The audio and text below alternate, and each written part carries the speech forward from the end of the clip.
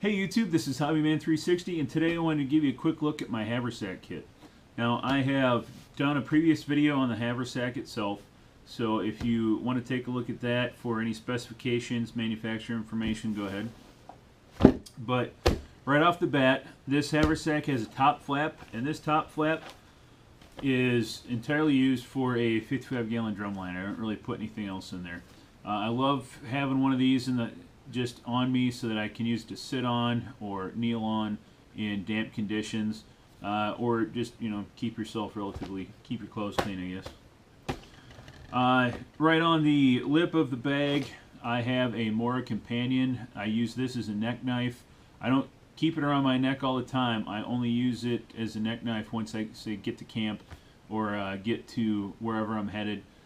For the majority of my small cutting and camp tasks, I'll use this over my belt knife. Now on the inside, I have a boo-boo kit, the Johnson & Johnson little $1 boo-boo kit for, you know, with Band-Aids and some ointment and wipes in there. I have one of the Husky organizational pouches, the large pouch. Now this, inside the Haversack, I keep a headlamp for illumination. I have a length of bank line, some Gorilla Tape, the 100% cotton bandana. I also keep just a collapsible drinking cup.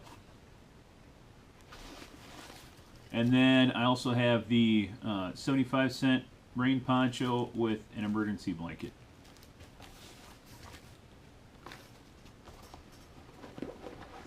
I also like to keep a pair of work gloves. This is the just a pair of rugged wear work gloves.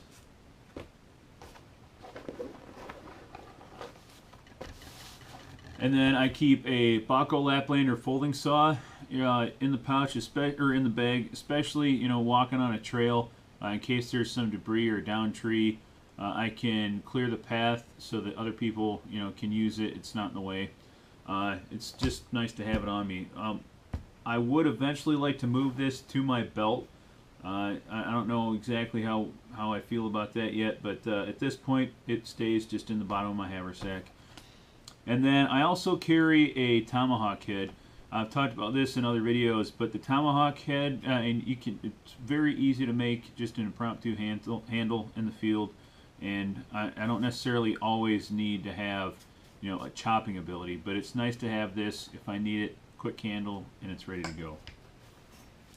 Now, some things you might have noticed that aren't in there, anybody who subscribes to the 5 C's, you know, the cutting, combustion, cordage, container, cover, it's not all in there. Just about everything is covered, but I also carry some additional things on my belt. I've talked about my belt kit where I have ferrocenium rod, fire kit, an extra emergency blanket, cordage, and cutting tool in there. I have my belt knife that I keep on me. In my pockets I have my Leatherman and my Bic lighter.